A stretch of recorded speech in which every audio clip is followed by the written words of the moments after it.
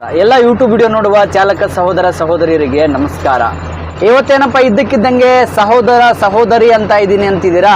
ಯಾಕಂದ್ರೆ ನಾವು ಬರೀ ಚಾಲಕ ಸಹೋದರರಷ್ಟೇ ವಾಹನವನ್ನು ಚಲಾಯಿಸುತ್ತಿಲ್ಲ, ನಮಗೆ ಸರಿ ಸಮಾನವಾಗಿ ಸಹೋದರಿಯರು ಕೂಡ ವಾಹನವನ್ನು ಓಡಿಸ್ತಿದ್ದಾರೆ. ಹಾಗಾಗಿ ಚಾಲಕ ಸಹೋದರ ಸಹೋದರಿ ಅಂತ ಅಂದಿದ್ದೇನೆ. ಇವತ್ತಿನ ವಿಷಯ ಏನಪ್ಪಾ ಅಂದ್ರೆ, ಈ ನಾವು ಕಾಡಿನ ಮಧ್ಯದಲ್ಲಿ ವಾಹನವನ್ನು ಓಡಿಸಿಕೊಂಡು ಹೋಗ್ತಾ ಇರುವಂತಹ ವೇಳೆಯಲ್ಲಿ ನಾವು ಕೆಲವೊಂದು ವಿಷಯಗಳಲ್ಲಿ ಬಹಳ ಜಾಗರೂಕತೆಯನ್ನು ವಹಿಸಬೇಕಾಗತ್ತೆ. ಏನಪ್ಪಾ ಅಂದ್ರೆ, ಲೆಫ್ಟ್ ಸೈಡ್ ಅಲ್ಲಿ ಕಿಟಕಿಗಳನ್ನ ಕ್ಲೋಸ್ ಮಾಡಿ ಲಾಕ್ ಮಾಡಿರಬೇಕು. ಎಡಭಾಗದಲ್ಲಿಯೂ ಬಲಭಾಗದಲ್ಲಿಯೂ ನಾವು ಕಿಟಕಿಯನ್ನ ಮುಚ್ಚಿಕೊಂಡಿರಬೇಕು. ಯಾಕೆ ಕಿಟಕಿಗಳನ್ನ ಮುಚ್ಚಿಕೊಂಡಿರಬೇಕು ಅಂದ್ರೆ, ರೋಡ್ ಬ್ರೇಕ್ ಇರುವಂತಹ ಜಾಗದಲ್ಲಿ ನಾವು ವಾಹನವನ್ನು ಸ್ಲೋ ಮಾಡಿಕೊಳ್ತೇವೆ.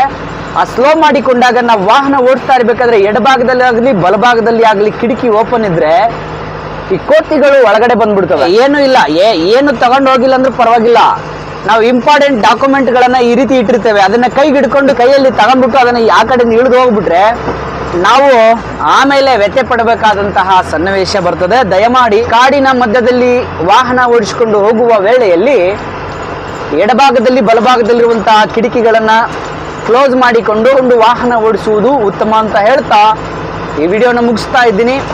ಈ ವಿಡಿಯೋ ಇಷ್ಟ ಆದರೆ ಲೈಕ್ ಮಾಡಿ, ಸಬ್ಸ್ಕ್ರೈಬ್ ಮಾಡಿ, ಉಪಯೋಗಕರವಾಗಿದ್ದರೆ ಬೇರೆಯವರಿಗೆ ಶೇರ್ ಮಾಡಿ. ನಮಸ್ಕಾರ. Please like and subscribe.